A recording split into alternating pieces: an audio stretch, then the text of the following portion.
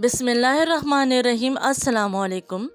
आज मैं आपके साथ ज़बरदस्त सी एक रायते की रेसिपी शेयर करने जा रही हूँ। इंतहाई मज़ेदार रायता बनता है। इसको आप चावलों के साथ, रोटी के साथ, हर तरीके से आप मज़े से खा सकते हैं। जब आप इसको खाएंगे तो आपका दिल चाहेगा कि इसको बार बार बनाएं। इतना मज़ेदार क्रीमी ये रायता तैयार होता है, बच्चे भी बेहद शौक से खाएंगे। बच्चों के लिए फ़ायदेमंद भी है क्योंकि इसमें हम मुख्तलिफ़ किस्म की सब्ज़ियाँ यूज़ कर रहे हैं। तो आप इस रेसिपी को एक दफ़ा बनाएं और फिर बार बार बनाएंगे। अगर आप मेरे चैनल पर नए हैं तो प्लीज़ सब्सक्राइब कर लीजिए, साथ बेल आइकन दबा दीजिए ताकि मेरे आने वाली वीडियो की नोटिफिकेशन आप तक पहुंच सके। तो चलिए हम रेसिपी को स्टार्ट करते हैं। सबसे पहले एक पैन ले लिया है और उसमें मैंने डाल दिया है पानी को उबलने रख दिया है। साथ ही हम डालेंगे आधा लौकी, जिसको मैंने बारीक काट लिया है। अब यहाँ पे एक गाजर ऐड करी हूँ, इसको भी मैंने बारीक क्यूब्स में काट लिया है। सब्जियों को आपने एक ही साइज में काटना है ताकि वो दिखने में एक साइज की और खूबसूरत लगे। तो अब इनको हमने उबाल लिया है, इतना उबालना है कि ये गल जाए। सब्जियां गल चुकी हैं, फ्लेम को मैंने ऑफ कर दिया है। अब हम इसको छान लेंगे और रूम टेम्परेचर पे ठंडा कर देंगे। अब यहाँ ले लिया है एक पाव दही को अच्छे से फेंट लेंगे। दही को इतना फेंटना है कि एक क्रीमी स्मूथ सा टेक्सचर बन जाए। इस बात का ख्याल रखना है कि दही गाढ़ी होनी चाहिए, दही में पानी शामिल नहीं होना चाहिए। इस तरीके से जब हम फेंटेंगे तो दही बिल्कुल स्मूथ और क्रीमी बनेगी। अच्छे तरीके से फेंट लें ताकि कोई लम्स ना रहे। दही अच्छे से फिट चुकी है। अब मैं इसमें ऐड कर रही हूँ चीनी, 1 टीस्पून। चीनी ऐड करने से दही का फ्लेवर बहुत मज़ेदार होता है। हाफ टी स्पून नमक ऐड किया है, हाफ टी स्पून पिसी हुई काली मिर्च और 1/4 टीस्पून कुटी हुई लाल मिर्च। इसको अच्छे से मिक्स कर लेंगे। मसाले आप अपने टेस्ट के हिसाब से कम ज़्यादा कर सकते हैं।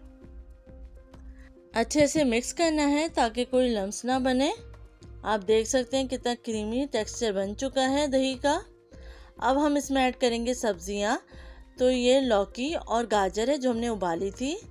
टमाटर 1 अदद लिया है जिसके बीज निकाल लिए थे। 1 अदद खीरा लिया है। हरी मिर्च ली है बारीक कटी हुई 1 अदद, और 1 अदद प्याज ली है बारीक कटी हुई। आप देख सकते हैं तमाम सब्जियों के कटिंग साइज एक ही है। तो आपको इस बात का ख्याल रखना है कि तमाम सब्जियों का कटिंग साइज एक हो, तो उससे रायते में खूबसूरती आती है और देखने में अच्छा लगता है। अच्छे से मिक्स कर लेंगे तमाम सब्जियों को इसके अंदर। अच्छे से मिक्स करने के बाद लास्ट में हम तैयार करेंगे बघार। अब यहाँ पे एक पैन ले लिया है, इसमें मैं डाल रही हूँ 1 to 2 टेबल स्पून तेल। ज़्यादा तेल ऐड नहीं करना है। अब मैं इसमें ऐड कर रही हूँ 2 जवे लहसुन के, जिसको मैंने स्लाइस कट कर लिया है, और 5 से 6 साबुत लाल मिर्च। हल्का सा फ्राई करेंगे। इसके बाद ऐड करेंगे जीरा 1 टीस्पून। पहले इन चीज़ों को हल्का सा फ्राई कर लेंगे मीडियम फ्लेम पर। हल्का सा फ्राई करने के बाद अब हम इसमें ऐड करेंगे कड़ी पत्ता।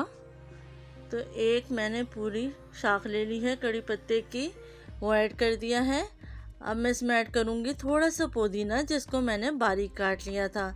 पुदीना ऐड करने से दही में बहुत अच्छा फ्लेवर आता है, तो इसको ज़रूर शामिल कीजिए। गोल्डन ब्राउन होने तक इसको हम फ्राई करेंगे और इसके बाद हम फ्लेम को ऑफ कर देंगे और ये बघार दही के ऊपर डाल देंगे।